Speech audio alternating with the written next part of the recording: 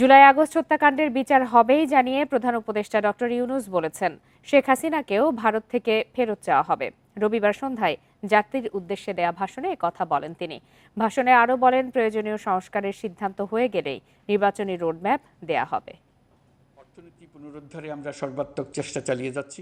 ১০০ দিন পার করেছে অন্তর্বর্তী সরকার। এ উপলক্ষে জাতির উদ্দেশ্যে ভাষণ দেন প্রধান উপদেষ্টা।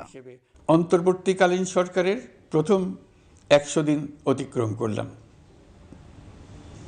আপনারা জানেন কি কঠিন এক পরিস্থিতিতে আমাদের দায়িত্ব গ্রহণ করতে হয়েছে। তিনি জানান, জুলাই আগস্টে ১৫০০ ছাত্র শ্রমিক জনতা শহীদ হয়েছে, আহত হয়েছে প্রায় ২০,০০০। এসব হত্যাকাণ্ডের বিচার হবেই। প্রতিটি হত্যার বিচার আমরা করবই। জুলাই আগস্ট হত্যাকাণ্ডের বিচারের যে উদ্যোগ আমরা নিয়েছি তার কাজও বেশ ভালোভাবে এগিয়ে যাচ্ছে। পতিত স্বৈরাচার শেখ হাসিনাকেও আমরা ভারতের কাছ থেকে ফেরত চাইব। কেবল জুলাই আগস্ট হত্যাকাণ্ডই নয়, আমরা গত ১৫ বছরে সব অপকর্মের বিচার করব। প্রধান উপদেষ্টা বলেন, কয়েকদিনের মধ্যে নির্বাচন কমিশন গঠন হয়ে যাবে। তারপর থেকে নির্বাচন আয়োজনের সব দায়িত্ব তাদের। তবে আমরা মনে করি না যে একটা নির্বাচন কমিশন গঠন করে দিলেই নির্বাচন আয়োজনে আমাদের দায়িত্ব শেষ। রাষ্ট্র ব্যবস্থায় সংস্কার আমাদের এই সরকারের অন্যতম অঙ্গীকার। তিনি আরো বলেন, সংস্কার প্রস্তাবগুলো বাস্তবায়নে সরকার কতটুকু সুযোগ পাবে তা নিশ্চিত নয়। তারপরও অত্যাবশ্যকীয় সংস্কার কাজ শেষ করেই কাঙ্ক্ষিত নির্বাচন আয়োজন করা হবে। ততদিন পর্যন্ত ধৈর্য ধরার আহ্বান জানান প্রধান উপদেষ্টা। নির্বাচনের ট্রেন যাত্রা শুরু করেছে, এটা আর থামবে না। কিন্তু যেতে যেতে আমাদের অনেকগুলো কাজ সেরে ফেলতে হবে।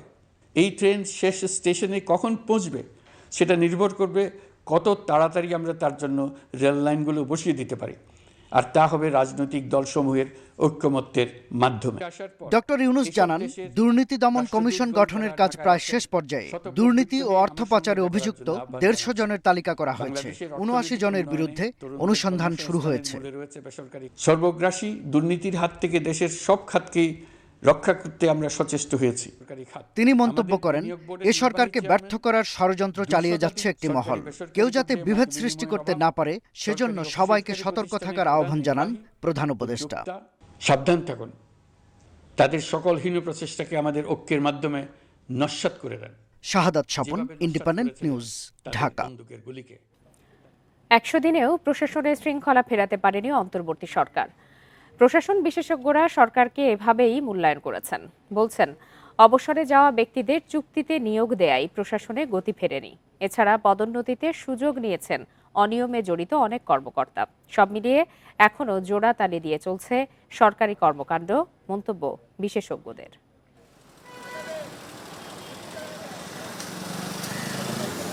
আওয়ামী লীগের ১৬ বছরের শাসনামলে প্রশাসনে ব্যাপক দলীয়করণ হয়। ৫ আগস্ট তাদের হটিয়ে দেয় ছাত্র জনতা, পালাতে বাধ্য হয় শেখ হাসিনা। এরপর প্রশাসন ঢেলে সাজানোর উদ্যোগ নেয় অন্তর্বর্তী সরকার। কিন্তু ৩ মাসে কতটা স্বাভাবিক হয়েছে প্রশ্ন নানা মহলের। জনপ্রশাসন বিশেষজ্ঞরা বলছেন, মন্ত্রিপরিষদ বিভাগ, প্রধান উপদেষ্টার কার্যালয়, জনপ্রশাসন মন্ত্রণালয় সহ গুরুত্বপূর্ণ ১২ মন্ত্রণালয়ে ২ বছর মেয়াদে সচিব নিয়োগ দেয়া হয়েছে চুক্তিভিত্তিক। এদের বেশিরভাগই ৬ থেকে ৮ বছর আগে অবসরে গেছেন, ফলে ততটা গতি পায়নি মন্তব্য বিশেষজ্ঞের। গণহারে যদি এটা দেওয়া হয় তাহলে যারা এখন স্ট্রিম লাইনে যারা আছে, যারা অ্যাক্টিভ সার্ভিসে আছে, তারা যদি প্রমোশন না পায় এবং তারা যদি সচিব বা বিভিন্ন গুরুত্বপূর্ণ পজিশনে না যেতে পারে, তাহলে তাদের মধ্যে একটা হতাশা কাজ করবে। মন্ত্রণালয়ের তথ্য অনুযায়ী ৩ মাসে প্রশাসনের ৫০১ জন কর্মকর্তাকে পদোন্নতি দেয়া হয়েছে। এর মধ্যে বিগত সরকারের সময় বৈষম্যের শিকার অনেকে পদোন্নতি পেয়েছেন। সুবিধা নিয়েছেন অনিয়মের সাথে জড়িত অনেকেই। তাদের বিরুদ্ধে এলিগেশন আছে এবং ডিপার্টমেন্টাল প্রসিডিংস আছে, করাপশন, এগুলো প্রপারলি ইনভেস্টিগেট করে তারপরে তাদেরকে নিয়োগ দেওয়া উচিত। এদিকে বেশ কয়েকটি মন্ত্রণালয়ে সচিব নেই। এ অবস্থায় মন্ত্রণালয় বলছে প্রশাসনের গতি বাড়াতে কাজ করা হচ্ছে। সরকার তার যে পিরামিড আছে সেই পিরামিডটাকে একটু পিরামিড আকারে নিয়ে আসার চেষ্টা করছে এবং প্রশাসনের সর্বক্ষেত্রে যাতে গতিশীলতা আসে সেই জন্যে পদায়ন করা হচ্ছে। সরকারি বিভিন্ন দপ্তরে এখনো অনেক পদ খালি, এসব পদে দ্রুত নিয়োগ দেয়া হবে বলছে মন্ত্রণালয়। দেশের সার্বিক স্থিতিশীলতা নিশ্চিত করতে হলে সবার আগে প্রশাসনকে গতিশীল করতে হবে, আর এজন্য প্রশাসন পরিচালনায় সঠিক ও কার্যকর কর্মপরিকল্পনা গ্রহণ করার আহ্বান বিশেষজ্ঞদের। নূরে আলম, ইন্ডিপেন্ডেন্ট নিউজ, ঢাকা। জুলাই গণহত্যা ও মানবতা বিরোধী অপরাধের মামলায় কাল আন্তর্জাতিক অপরাধ ট্রাইব্যুনালে হাজির করা হবে আওয়ামী লীগ সরকারের সাবেক 10 মন্ত্রী, 2 উপদেষ্টা সহ 14 হেভিওয়েট আসামিকে। এজন্য জোরদার করা হয়েছে নিরাপত্তা ব্যবস্থা। চিফ প্রসিকিউটর জানান, এ পর্যন্ত গুম, খুন সহ সব অপরাধেরই বিচার হবে, তবে সবার আগে হবে জুলাই গণহত্যার বিচার। শেখ হাসিনা ও তার মন্ত্রিসভার সদস্য সহ 46 জনের বিরুদ্ধে 1 মাস আগে গ্রেপ্তারি পরোয়ানা জারি করে আন্তর্জাতিক অপরাধ ট্রাইব্যুনাল। এর মধ্যে বিভিন্ন মামলায় গ্রেপ্তার 14 জনকে সোমবার হাজিরের নির্দেশ দিয়েছে ট্রাইব্যুনাল। তাদের মধ্যে উল্লেখযোগ্য সাবেক মন্ত্রী আনিসুল হক, আব্দুর রাজ্জাক, শাহজাহান খান, দীপু মনি, হাসানুল হক ইনু, রাশেদ খান মেনন ও জুনায়েদ আহমেদ পলক। এছাড়াও রয়েছেন সাবেক প্রধানমন্ত্রীর উপদেষ্টা সালমান এফ রহমান ও তৌফিক ইলাহি চৌধুরী এবং আপিল বিভাগের অবসরপ্রাপ্ত বিচারপতি শামসুদ্দিন চৌধুরী মানিক। চিফ প্রসিকিউটর জানান, আসামিদের বিচারের জন্য সব প্রস্তুতি শেষ। তাদের বিরুদ্ধে গণহত্যার এবং মানবতা বিরোধী অপরাধের যে সমস্ত তথ্য প্রমাণ আমরা পেয়েছি, যেটা তদন্ত সংস্থা ইতিমধ্যেই দাখিল করেছেন আদালতের কাছে, সেগুলোর কপি তারা যারা হাজির থাকবেন তাদের কাছে আমরা প্রাথমিক যে অভিযোগগুলো আছে সেগুলোর কপিও তাদেরকে আমরা সরবরাহ করব কালকে। অভিযোগ তো আছেই, খুবই অকাট্য দলিল প্রমাণাদিও আছে। আন্তর্জাতিক অপরাধ ট্রাইব্যুনাল এলাকায় এমনিতেই কড়া নিরাপত্তা থাকে। সোমবার গুরুত্বপূর্ণ আসামিদের জন্য বাড়ানো হয়েছে আরও কড়াকড়ি। সাংবাদিক ব্যতিরেক অন্য কেউ যাতে প্রবেশ না করেন সেই ব্যাপারটা নিশ্চিত করতে আমরা বলেছি আইন শৃঙ্খলা রক্ষাকারী বাহিনীকে। আদালত কক্ষে কোনো ব্যক্তি মোবাইল নিয়ে প্রবেশ করবেন না, সেটা আইনজীবী হোক, প্রসিকিউশন হোক, সাংবাদিক হোক। সংস্কার শেষে এরই মধ্যে প্রস্তুত ট্রাইব্যুনালের মূল ভবন, তবে সেখানে বিচার শুরু হতে আরও কয়েকদিন সময় লাগবে। আন্তর্জাতিক অপরাধ ট্রাইব্যুনালের মূল ভবনের এই ইজলাস কক্ষে এর আগে আওয়ামী লীগ সরকার বিচার করেছিল জামাত ইসলামী ও বিএনপির অভিযুক্তদের। এবার আওয়ামী লীগ সরকারেরই গুরুত্বপূর্ণ ব্যক্তিরা যারা মানবতা বিরোধী অপরাধ ও গণহত্যায় অভিযুক্ত তাদের বিচারের জন্য প্রস্তুত এই ইজলাস কক্ষ। চিফ প্রসিকিউটর জানালেন, যে কোনো সময় পাশের টিনশেড থেকে মূল বিচারিক কার্যক্রম স্থানান্তরিত হবে এই ইজলাস কক্ষে। আন্তর্জাতিক অপরাধ ট্রাইব্যুনাল থেকে জাহিদুল বাশার, ইন্ডিপেন্ডেন্ট নিউজ, ঢাকা। বিমানবন্দর থানায় দায়ের করার সজীব হত্যা চেষ্টা মামলায় দেশ টিভির ব্যবস্থাপনা পরিচালক আরিফ হাসানকে 2 দিনের রিমান্ড দিয়েছে আদালত। রবিবার বিকালে ঢাকার মেট্রোপলিটন ম্যাজিস্ট্রেট শাহিন রেজার আদালত শুনানি শেষে রিমান্ডের আদেশ দেন। এর আগে সকালে আরিফ হাসানের 3 দিনের রিমান্ড আবেদন করে পুলিশ। রাষ্ট্রপক্ষে অতিরিক্ত পাবলিক প্রসিকিউটর মোহাম্মদ আজিজুল হক দিদার রিমান্ড মঞ্জুরের পক্ষে শুনানি করেন। আসামিপক্ষের আইনজীবী সৈয়দ জয়নুল আবেদিন মেজবাহ রিমান্ড বাতিল চেয়ে জামিন আবেদন করেন। উভয় পক্ষের শুনানি শেষে আদালত তার 2 দিনের রিমান্ডের আদেশ দেয়। এর আগে শনিবার রাতে শাহজালাল আন্তর্জাতিক বিমানবন্দর থেকে তাকে গ্রেপ্তার করা হয়। পরে মিন্টো রোডে ডিবি পুলিশের কার্যালয়ে নেওয়া হয়।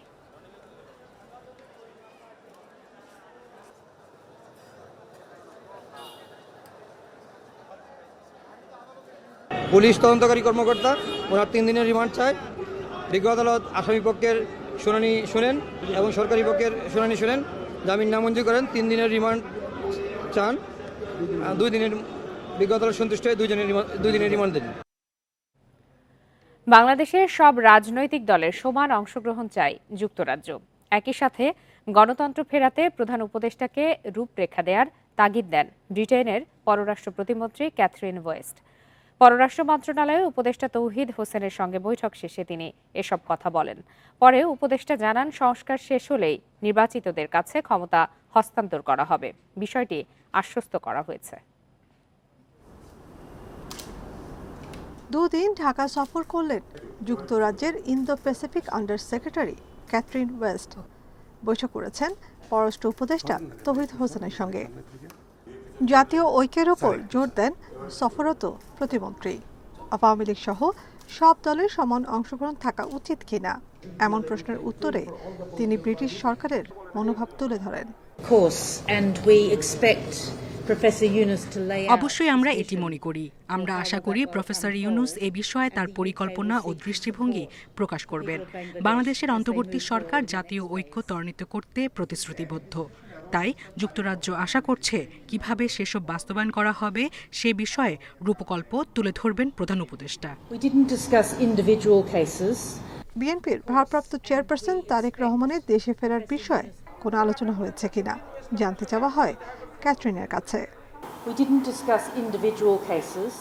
আমরা ব্যক্তিগত কোনো বিষয় নিয়ে আলোচনা করিনি, তবে বাংলাদেশের এই রূপান্তরের পর্যায়ে আমরা অন্তর্বর্তী সরকারকে সব ধরনের সহযোগিতা করতে প্রস্তুত রয়েছি। পরে উপদেষ্টা জানান, যুক্তরাজ্যে বাংলাদেশি অভিবাসনের পাশাপাশি নির্বাচন নিয়েও আলোচনা হয়েছে। দেখুন, আমি যদি বলি যে নির্বাচন নিয়ে তাদের কোনো আগ্রহ নাই, তাহলে তো এটা সঠিক কথা বলা হবে না। অবশ্যই তারা জানে, কিন্তু তারা আমাদের সাথে কোঅপারেট করতে আগ্রহী। তারা বরং জানতে চেয়েছে যে কীভাবে তারা আমাদেরকে সহায়তা করতে পারে। আমি তাদেরকে পরিষ্কারভাবে বলেছি যে আমাদের এখানে কারো কোনো রাজনৈতিক অ্যাম্বিশন নেই। আমরা আসলেই একটি সুস্থ গণতান্ত্রিক পরিবেশ সৃষ্টি করে দিয়ে আমরা সরে যেতে চাই। এদিকে দুপুরে রাষ্ট্রীয় অতিথি ভবন যমুনায় প্রধান উপদেষ্টা ডক্টর মোহাম্মদ ইউনূসের সাথে সাক্ষাৎ করেন ব্রিটিশ প্রতিমন্ত্রী। এ সময় তিনি বাংলাদেশ থেকে পাচার হওয়া টাকা ফিরিয়ে আনতে সহযোগিতার আশ্বাস দেন। Nafiza Daula, Independent News, Dhaka. ঢাকায় সফররত যুক্তরাজ্যের ভারত প্রশান্ত মহাসাগর বিষয়ক প্রতিমন্ত্রী ক্যাথরিন ওয়েস্টের সঙ্গে বৈঠক করেছেন বিএনপির মহাসচিব মির্জা ফখরুল ইসলাম আলমগীর। বিকালে রাজধানীর বারিধারায় ব্রিটিশ হাইকমিশনারের বাসভবনে এই বৈঠক অনুষ্ঠিত হয়। এতে বিএনপি মহাসচিবের সঙ্গে ছিলেন দলের স্থায়ী কমিটির সদস্য আমির খসরু মাহমুদ চৌধুরী ও সাংগঠনিক সম্পাদক Shama Obaid. British high commissioner Sarah কুকও বৈঠকে ছিলেন। 1 ঘণ্টা বৈঠকের পর বিএনপি মহাসচিবের গাড়ি সেখান থেকে বেরিয়ে যায়। 2 দিনের সফরে শনিবার ঢাকায় আসেন ক্যাথরিন ওয়েস্ট। আজ তিনি প্রধান উপদেষ্টা অধ্যাপক মোহাম্মদ ইউনূসের সঙ্গেও দেখা করেন। এছাড়া বৈঠক করেন পররাষ্ট্র মন্ত্রণালয়ের উপদেষ্টা মোহাম্মদ তৌহিদ হোসেনের সঙ্গে।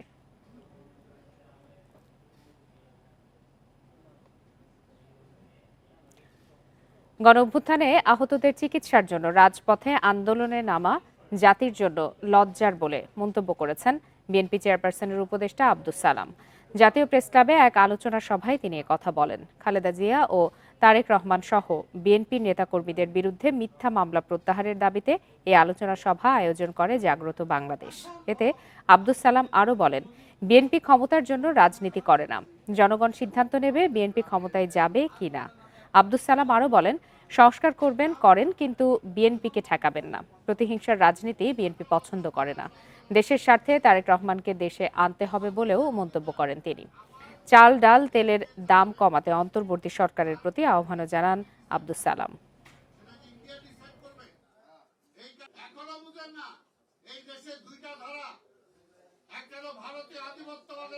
আমরাও চাই না যে আপনারা ব্যর্থ হন। ওই স্টেডিয়াম বানানোর জন্য আপনারা পরিকল্পনা নিয়েন না। আপনারা পরিকল্পনা করেন যে আগামী কিছুদিনের মধ্যে কিছু সংস্কার করে কিভাবে নির্বাচনটা করতে পারেন, কিভাবে নির্বাচিত প্রতিনিধিদের হাতে ক্ষমতাটা অর্পণ করতে পারেন। বিএনপি চেয়ারপারসন ও সাবেক প্রধানমন্ত্রী বেগম খালেদা জিয়ার যুক্তরাজ্যের ভিসা প্রক্রিয়া সম্পন্ন হয়েছে। এখন তিনি চাইলেই চিকিৎসার জন্য যুক্তরাজ্যে যেতে পারেন বলে জানিয়েছেন পররাষ্ট্র উপদেষ্টা। বিকালে নিজ দপ্তরে সাংবাদিকদের প্রশ্নের উত্তরে তিনি একথা জানান। এটা আসলে পররাষ্ট্র মন্ত্রণালয় থেকে জানা কিছু নেই। এটা আমরা অবশ্যই সহায়তা করেছি, ভিসার ব্যাপারে আমরা হেল্প করেছি। আমরা চাই যে উনি যেতে পারুক, কারণ ওনার চিকিৎসা হোক। একাদশ শ্রেণীতে লটারি নয়, পরীক্ষা নিয়ে ভর্তির দাবিতে সড়ক অবরোধ করে বিক্ষোভ করেছে ঢাকা রেসিডেন্সিয়াল স্কুল অ্যান্ড কলেজের শিক্ষার্থীরা। রবিবার দুপুরে 1.5 ঘণ্টার অবরোধে স্থবির হয়ে পড়ে ওই এলাকার জনজীবন। অভিভাবকদের দাবি, লটারির মাধ্যমে শিক্ষার্থী ভর্তিতে স্বজনপ্রীতি ও দুর্নীতি হয়। রেসিডেন্সিয়াল স্কুল অ্যান্ড কলেজের শিক্ষার্থীরা তাদের মূল ফটকের সামনের প্রধান সড়কটি বেলা 11টায় অবরোধ করে। এ সময় মূল সড়কে যান চলাচল বন্ধ হয়ে যায়, যার কারণে আসাদ গেট থেকে শুরু করে শ্যামলী ও আগারগাঁও এলাকায় ব্যাপক যানজট তৈরি হয়। শিক্ষার্থীদের অভিযোগ, লটারিতে ভর্তির কারণে মেধা যাচাইয়ের সুযোগ থাকছে না। মেধা থাকার পরও অনেক শিক্ষার্থী পড়ার সুযোগ পাচ্ছেন না। প্রতিষ্ঠানটিতে মেধার সংকট তৈরি হচ্ছে। পরীক্ষা দিয়ে ভর্তি হবে আর ডে শিফটে যারা ভর্তি হবে তা লটারির মাধ্যমে ভর্তি হবে। তো আমরা চাই হচ্ছে মূলত কোনো বৈষম্য থাকবে না এই নতুন বাংলাদেশে। সে নিজের যোগ্যতাকে দিয়ে নিজের প্রতিভাকে দেখায় তারপর সে এই কলেজে আসতে পারবে। এই আন্দোলনের মূল কথাটা হলো যে ভর্তি পরীক্ষার মাধ্যমে যোগ্য একজন ছাত্রকে যাচাই করার জন্য। অভিভাবকরা বলছেন লটারিতে ভর্তির কারণে দুর্নীতি ও স্বজনপ্রীতির সুযোগ তৈরি হয়। এই কারণে শিক্ষার্থীদের দাবির সঙ্গে একমত তারাও। বাংলাদেশের মতো দেশে লটারিতে আসলে আমরা একেবারে 100% স্বচ্ছ হবে এটা আমাদের ভাবাটা কিছুটা হলেও প্রশ্নবিদ্ধ। পরীক্ষা হওয়াটাই ভালো মনে করি, কারণ লটারিতে তো আর মেধা যাচাইটা হয় না ওইভাবে। যে বিভিন্ন পরিবেশ থেকে আসতেছে তারা, এবং তারা বিভিন্ন মেধার, অনেকে অনেক কিছু জানে না অথচ তারা ভর্তি হয়ে যাচ্ছে। কেন্দ্রীয় লটারি থেকে বের হয়ে প্রতিষ্ঠানটির আলাদা লটারিকে সন্দেহের চোখে দেখছেন তারা। অবরোধের প্রায় 1.5 ঘন্টা পর কলেজ প্রশাসনের সহায়তায় শিক্ষার্থীদের সড়ক থেকে সরিয়ে নেয় পুলিশ। কলেজের ইস্যু থাকলেও তো প্রিন্সিপাল মহোদয় নিজে এসেছেন এবং তার ছাত্রদের সাথে কথা বলেছেন এবং ছাত্ররা তার কথায় আশ্বস্ত হয়ে এই সমস্যার সমাধান করেছেন। এই বিষয়ে কথা বলতে রাজি হননি কলেজটির অধ্যক্ষ। জানান, শিক্ষা মন্ত্রণালয়ের সিদ্ধান্তের বাইরে তার কোনো কিছু করার সুযোগ নেই। Arafatur Rahman, Independent News, Dhaka. জোড়াতালি দিয়ে চলছে বিসিবি। স্থবিরতা কাটাতে পরিচালক নিয়োগের প্রয়োজন মনে করছেন যুব ও ক্রীড়া উপদেষ্টা আসিফ মাহমুদ। আর বাফুফের সাবেক সভাপতি সালাউদ্দিনের বিরুদ্ধে অনিয়মের প্রমাণ পেলে আইনি ব্যবস্থা নেওয়ার পরামর্শ তার। বিভিন্ন ফেডারেশনের আর্থিক অসঙ্গতি নিয়েও সোচ্চার ক্রীড়া উপদেষ্টা। অন্তর্বর্তী সরকারের 100 দিন বিভিন্ন ক্ষেত্রের মতো ক্রীড়াঙ্গনেও ছোঁয়া লেগেছে পরিবর্তনের। অনেকগুলো ফেডারেশনের কমিটি ভেঙে দেওয়া হয়েছে, নেতৃত্ব পরিবর্তন হয়েছে বিসিবি ও বাফুফেতে। 9 ফেডারেশনে গঠিত হয়েছে অ্যাডহক কমিটি। নাম পরিবর্তন হয়েছে 3 স্টেডিয়ামের। আসন্ন বিপিএল এর ভেন্যু সংস্কারের জন্য বাজেট বরাদ্দ দেওয়া হয়েছে। এছাড়া পূর্বাঞ্চলে স্পোর্টস ভিলেজ তৈরির পরিকল্পনাও আছে। পরিবর্তিত পরিস্থিতিতে পরিচালক সংকট নিয়ে চলছে বিসিবি। আগের স্ট্যান্ডিং কমিটিতে যেখানে বিভিন্ন দায়িত্ব সামলাতেন 25 জন, তা এখন চলছে 10 জন দিয়ে। স্থবিরতা কাটাতে নতুন পরিচালক নিয়োগের প্রয়োজন।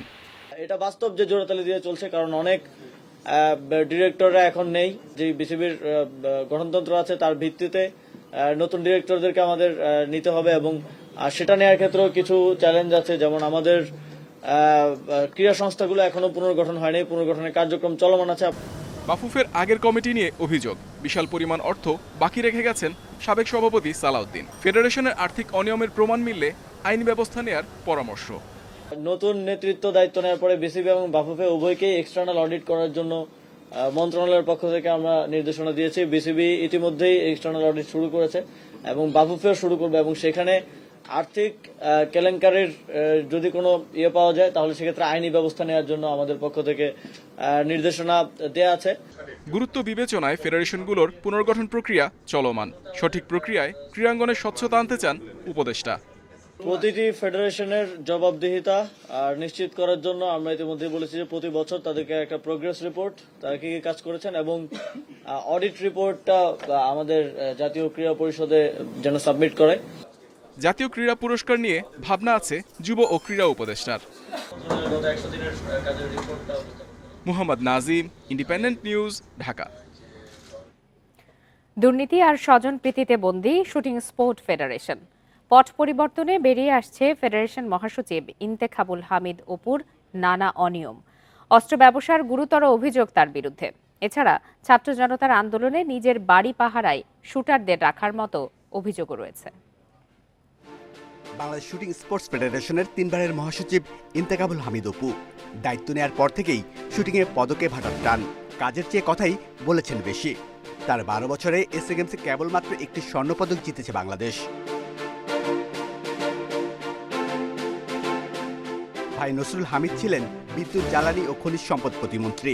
তার প্রভাব খাটিয়ে রাজত্ব কায়েম করেছেন তিনি। অভিযোগ আছে ছাত্র জনতার আন্দোলনে নিজ বাড়ি পাহারায় শুটারদের নিয়ে যান তিনি। শুটারদেরকে উনি সবসময় নিজের স্বার্থে ব্যবহার করেছেন। 5 অক্টোবর আন্দোলনের পরে উনি ওনার বাসাতে পাহারা দেওয়ার জন্য বাংলাদেশ টিমের শুটারদেরকে উনি নিয়োজিত করেছেন। এটা খুবই দুঃখজনক। ফেডারেশনের গুদামে স্টক রেজিস্টার বইয়ে অস্ত্র ও গুলির হিসেবে গড়মিল রয়েছে। 2020 সালে এমন একটি রিপোর্ট স্বরাষ্ট্র মন্ত্রণালয়ে জমা দিয়েছিল তদন্ত কমিটি। সেটি আমলে নেয়নি তৎকালীন সরকার, উল্টো বলির পাঠা হতে হয়েছিল অভিযোগকারীদের। নির্বাচিত প্রেসিডেন্টকে সরাই দিয়ে আমাদের নতুন একজন সেনাবাহিনীর সিজিএস ভদ্রলোককে নিয়ে আসা হয়, উনি এসে কমিটি ভেঙে দেন। আমাকে যে আপনারা অব্যাহতি দিচ্ছেন, তো আমাকে একটা চিঠি দেন যে এই কারণে আপনাকে অব্যাহতি দেওয়া হলো। এখন পর্যন্ত কিন্তু ওনারা আমাকে একটা ডকুমেন্ট দিতে পারেনি। কোচ ও অ্যাথলিটদের দাবি, অপুর স্বজনপ্রীতির কারণে কমছে শুটারদের সংখ্যা। অযোগ্য খেলোয়াড়দের নিয়ে বিদেশ সফরে নেতিবাচক প্রভাব পড়েছে শুটারদের মধ্যে। ওনার দল এবং ওনার গ্রুপ, ওনার প্যানেল এবং ওনার পছন্দের শুটার, এর বাইরে কিন্তু কেউ তেমন সুযোগ পাচ্ছে না। যারা আসতেছে তাদেরকে টেকনিক্যালি সরাই দেওয়া হচ্ছে। সহকারী কোচ ও ম্যানেজার নিয়ে আছে বিস্তর অভিযোগ। নিজস্ব লোকদের সুবিধা দিতে অপছন্দের শুটারদের ধরিয়ে দেয়া হতো খারাপ গুলি। Shamim Ahmed, independent News, Dhaka. দীর্ঘদিন ধরে ব্যাংক খাতের খেলাপি ঋণ বাড়ছে। বাংলাদেশ ব্যাংকের সর্বশেষ তথ্য বলছে খেলাপি ঋণ আবারও 2 লাখ কোটি টাকা ছাড়িয়ে গেছে। চলতি বছরের সেপ্টেম্বর শেষে খেলাপি ঋণ দাঁড়িয়েছে 2,84,977 কোটি টাকা, যা বিতরণ করা ঋণের প্রায় 17%। শুধু রাষ্ট্রীয় মালিকানাধীন ব্যাংকগুলোর খেলাপি ঋণ ছাড়িয়েছে 1,26,000 কোটি টাকার বেশি, যা মোট ঋণের 40.35%। গত জুন শেষে মোট খেলাপি ঋণ ছিল 2,11,000 কোটি টাকা। 2008 সালে ব্যাংকিং খাতে খেলাপি ঋণ ছিল 22,480 কোটি টাকা। এরপর থেকে আওয়ামী লীগ সরকারের আমলে ব্যাংক খাতে অনিয়ম ও কেলেঙ্কারি বাড়তে থাকে, ফলে বেড়ে যায় খেলাপি ঋণের পরিমাণ। গত 5 আগস্ট গণঅভ্যুত্থানের মধ্যে পদত্যাগ করে দেশ ছাড়েন শেখ হাসিনা। প্রথম থেকেই তো এই খেলাপি ঋণের হিসাবগুলো আমরা হাইড করতাম, ঠিকমতো জনসমক্ষে এগুলো প্রকাশ করা হতো না। এবং সেটা তো প্রথম থেকে সবাই বলা হচ্ছে যে খেলাপি ঋণ যদিও দেখানো হচ্ছে 10-11, আসলে এটা 10-11 না, এটা 20-25,000 ঠিকবে। এবং সেটি এখন যেহেতু বাংলাদেশ ব্যাংকের management they are not interested to hide all this things, সেজন্য এগুলো এখন বেরিয়ে আসছে। ব্যবসার বৈশ্বিক প্রতিযোগিতার সূচকে নাজুক অবস্থা থেকে উত্তরণে দুর্নীতি, আমলাতান্ত্রিক অদক্ষতা, মূল্যস্ফীতি সহ 32 চ্যালেঞ্জ মোকাবেলা করতে হবে। রবিবার রাজধানীর মহাখালীতে সিপিডি আয়োজিত মত বিনিময় সভায় এসব তুলে ধরা হয়। সংকট উত্তরণে একটি বিজনেস রেগুলেটরি রিফর্ম কমিশন গঠনের তাগিদ দেন আলোচকরা। ব্যবসায়ীরা বলেন, বাংলাদেশ ব্যাংকের স্বৈরতান্ত্রিক আচরণের খেসারত দিচ্ছে ব্যাংক খাত। আওয়ামী সরকারের দীর্ঘ শাসনামলেও দেশে ব্যবসার পরিবেশে উন্নতি হয়নি। বৈশ্বিক প্রতিযোগিতা সূচকে 141 দেশের মধ্যে প্রায় প্রতিবারই অবস্থান ছিল 100-র পেছনে। এমন বাস্তবতায় 2 বছর পর উন্নয়নশীলের কাতারে পৌঁছাবে দেশ। এ সময় অর্থনৈতিক মন্দা, বেকারত্ব, ভূ রাজনৈতিক দ্বন্দ্বসহ নানা রকম চ্যালেঞ্জ থাকবে।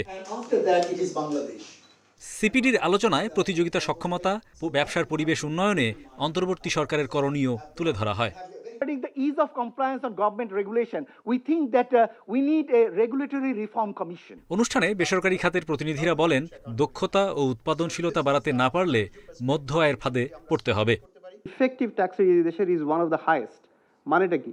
আমরা স্ট্রাকচারালি বলছি আমার এখন ট্যাক্স রেট 25%, কিন্তু আসলে there huge amount of disallowance আছে at the discretion of NBR. এগুলোকে এলিমিনেট করতে হবে। এ সময় এফবিসিসিআই এর সাবেক সভাপতি বলেন, দুর্বৃত্তায়নের রাজনীতি দেশের সব সমস্যার জন্য দায়ী, তাই রাজনীতির সংস্কার জরুরি। বাংলাদেশ ব্যাংকের স্বৈরাচারী আচরণের খেসারত দিচ্ছে পুরো ব্যাংক খাত। তারা কিছু মানুষকে সুবিধা দিতে কোনো ব্যাংক বন্ধেরও উদ্যোগ নেয়, কিন্তু একটা ভালো ব্যাংক কিভাবে খাদে পড়ে গেল তা খতিয়ে দেখেনি। প্রধান উপদেষ্টার বিশেষ সহকারী বলেন, ব্যবসায়ীরা বিজনেস রেগুলেটরি রিফর্ম কমিশন গঠনের যৌক্তিকতা প্রমাণ করতে পারলে সরকার ব্যবস্থা নেবে। এ সময় বিডা চেয়ারম্যান জানান, নির্ধারিত সময়ের মধ্যে 5 থেকে 10 অর্থনৈতিক অঞ্চল বাস্তবায়ন করা হবে। নীতির ধারাবাহিকতা ব্যবসা বিনিয়োগের জন্য খুবই জরুরি। কমপক্ষে 5 বছরের জন্য একটি কাঠামো থাকতে হবে। গ্যাস, বিদ্যুৎ, অবকাঠামো সুবিধা নিশ্চিত করে কয়েকটি অর্থনৈতিক অঞ্চল বাস্তবায়নে জোর দিচ্ছে সরকার। রাজনৈতিক অনিশ্চয়তায় দেশের ছোট বড় সব ব্যবসায়ী ক্ষতির শিকার হচ্ছে বলে জানান আলোচকরা। Hari Saha, Independent News, Dhaka. তেলের দাম নিয়ন্ত্রণে রাখতে আমদানি শুল্ক 5% নামিয়ে আনা হবে বলে জানান এনবিআর চেয়ারম্যান আব্দুর রহমান খান। রবিবার শাহজালাল বিমানবন্দরে এক অনুষ্ঠানে এই তথ্য দেন তিনি। এ সময় রোজাই খেজুর আমদানিতেও শুল্ক কমানোর কথা জানান তিনি। রমজানের চাহিদা বাড়ে তেল, চিনি, ছোলা ও খেজুরের, বেড়ে যায় দামও। কিন্তু রোজার ৩ মাস আগেই কারসাজি শুরু হয়ে গেছে। কয়েকদিন ধরে তেলের বাজারে কৃত্রিম সংকট দেখা দিয়েছে। 7 দিনে লিটারে 10 টাকা বেড়ে খোলা সয়াবিন বিক্রি হচ্ছে 185 টাকায়। আগে মনে করেন কিনতাম 2 কেজি, এখন 1.5 কেজি কিনতে হয়। একটু কমাই কিনি যাতে করার কিছু আর থাকে না। এমন পরিস্থিতিতে তেল আমদানিতে শুল্ক কমানোর কথা বলছে রাজস্ব বোর্ডের চেয়ারম্যান। জানান, তেল ছাড়া অন্য পণ্যও শুল্ক কমানোর পরিকল্পনা রয়েছে। আমরা সয়াবিন তেলের উপরে এর আগে আমরা ডিউটি প্রত্যাহার করেছি। এর আগে আমাদের ইম্পোর্ট স্টেজে ভিএটি ছিল, সেটাও আমরা প্রথম পর্যায়ে 5% প্রত্যাহার করেছিলাম, 10% ছিল। এটাও আমরা হয়তো খুব অচিরেই বাকি যে 10% আছে তার মধ্যে আরও 5% প্রত্যাহার করে নেব। ভোগ্যপণ্য আমদানিতে এলসি জটিলতা দূর করতে এনবিআর আন্তরিক বলেও জানান সংস্থার chairman. Shahid Ahmed, independent News, Dhaka. 24 ঘন্টায় দেশে 8 জন ডেঙ্গু রোগী মারা গেছেন। চলতি বছর এখন পর্যন্ত ডেঙ্গুতে মৃত্যু হয়েছে 415 জনের। ডেঙ্গু আক্রান্ত হয়ে সারা দেশে 24 ঘন্টায় 1389 রোগী হাসপাতালে ভর্তি হয়েছেন। স্বাস্থ্য অধিদপ্তরের হেলথ এমার্জেন্সি অপারেশন সেন্টার ও কন্ট্রোল রুম এই তথ্য জানিয়েছে। চলতি বছরের মধ্যে একদিনে সর্বোচ্চ রোগী ভর্তির রেকর্ড ছুঁয়েছে রবিবার। এ নিয়ে এবছর ডেঙ্গু নিয়ে হাসপাতালে ভর্তি মোট রোগীর সংখ্যা বেড়ে দাঁড়ালো ৭৯,৯৮৪ জনে। স্বাস্থ্য অধিদপ্তর আরও জানায়, সারা দেশের বিভিন্ন সরকারি ও বেসরকারি হাসপাতালে বর্তমানে ৪,০৩৫ জন ডেঙ্গু রোগী ভর্তি আছেন। এর মধ্যে ঢাকায় ১,৬৬৯ জন। ঢাকার বাইরে বিভিন্ন বিভাগের হাসপাতালে আছেন ২,৩৬৬ জন। এরই সাথে শেষ করছে আজকের বিরতিহীন রাত ৯টায় বাংলাদেশ। ইন্ডিপেন্ডেন্ট টেলিভিশনের সব খবরের আরও বিস্তারিত জানতে চোখ রাখুন ফেসবুক, ইউটিউব আর এক্সে। আমন্ত্রণ আমাদের পরের আয়োজন দেখার।